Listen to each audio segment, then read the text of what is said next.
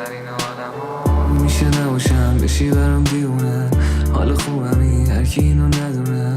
خوبه بدونی دوست دارم و پیشم بمونی بهترین آدم. و هر بار میرفتم میکردی خواهش، گریاتو از ترس میکردی پاکش. جیغ میزدی سرم میگفتم ساکت بس کن گلم، این نیست حتی راهش. این دل دیونه اون چند بار کردی خامش، بگو چند بار کردی خامش، چند بار کردی خامش.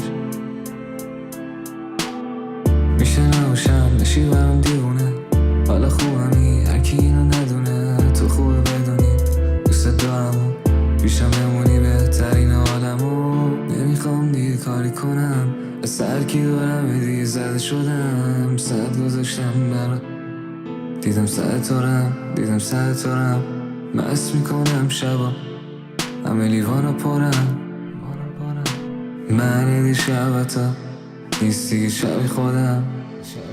انگاری فرق کردم نبودی خوب در حدم.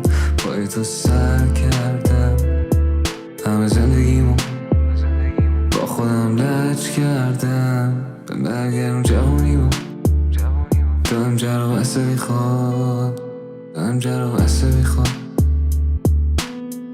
نمیخوام کنم حال تو رم، بعد زنگ نمیزم تکس نمیدم اصلا. خوب بمونی بی من بهتره، ولی تو رو درک نمی کنم من. روزا تو کنی بی مسیت پرش، با این وز دیگه سر نمی کنم نه، دیگه سر نمی کنم نه.